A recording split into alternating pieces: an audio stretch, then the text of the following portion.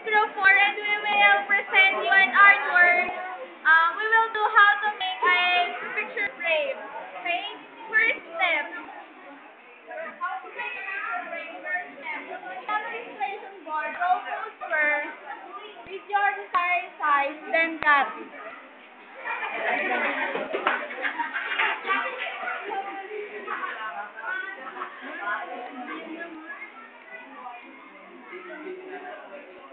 Alright, after you draw a square or a rectangle in the illustration board with your desired size, then cut that two squares, okay? Two squares in the illustration board. Then get the other square, then maybe draw a smaller square inside, then cut it also. Then aside the one square, get that other square and draw a smaller square inside of letter B. After cutting, get the book wrapper and tape and cover it.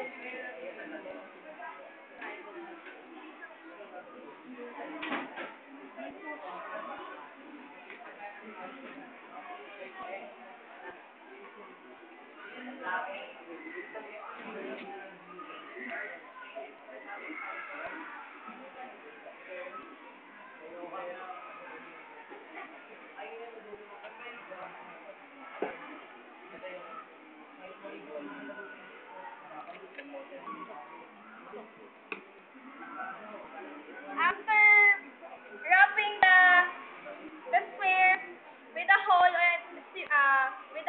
you get your accessories and design your frame. Step number 4. Now you design it as beautiful as you can and cover it with a pencil. Pa?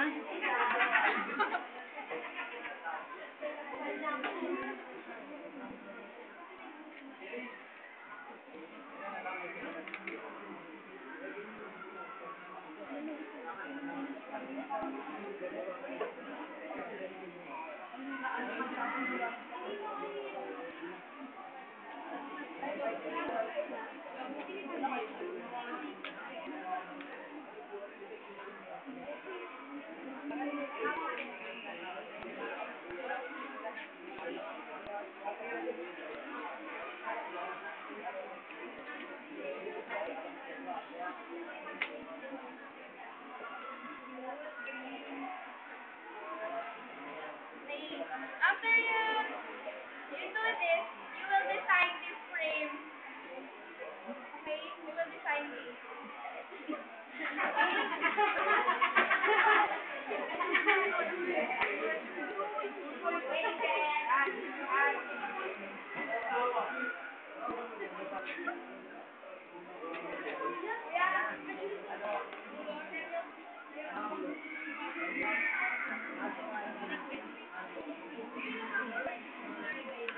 We will use some sequence for the design of our frame. Using the glue gun, we will put them together.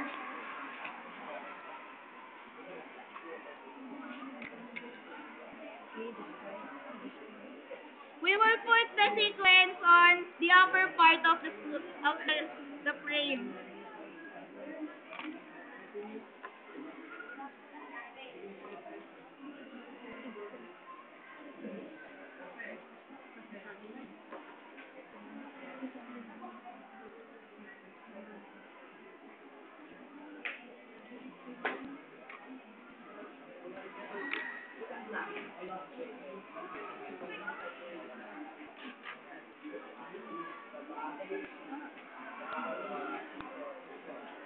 Okay, just put many decors as you want as long as it makes and it appears beautiful. Yeah.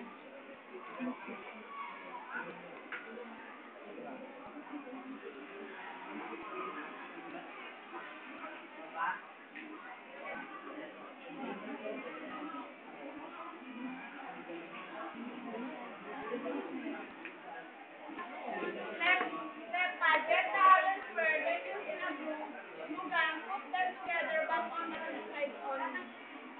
Okay, we make our frame simpler. So now, after making the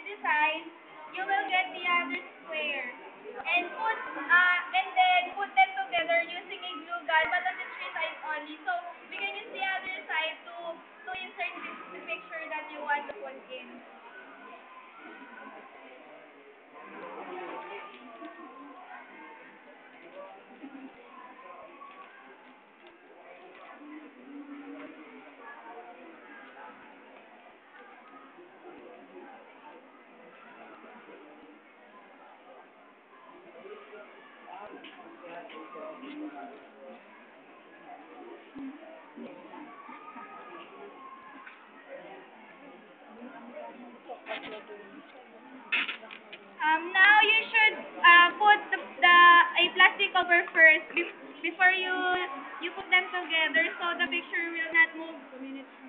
Yeah, outside.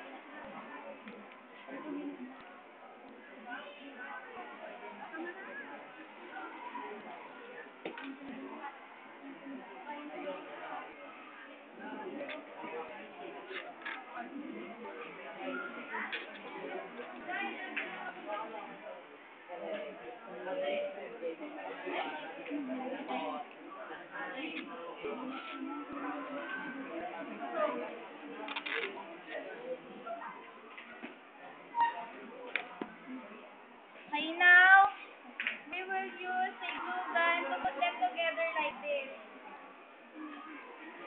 We will just put the glue gun here on the three sides only.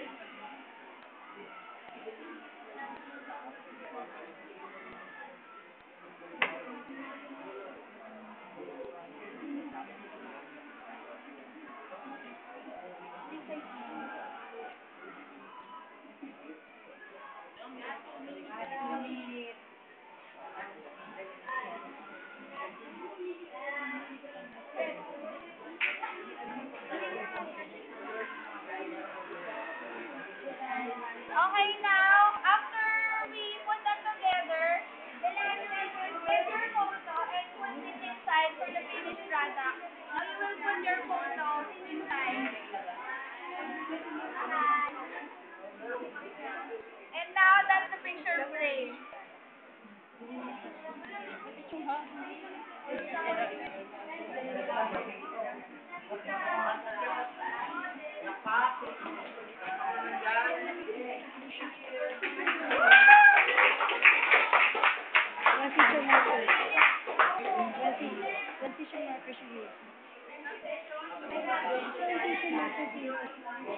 We use the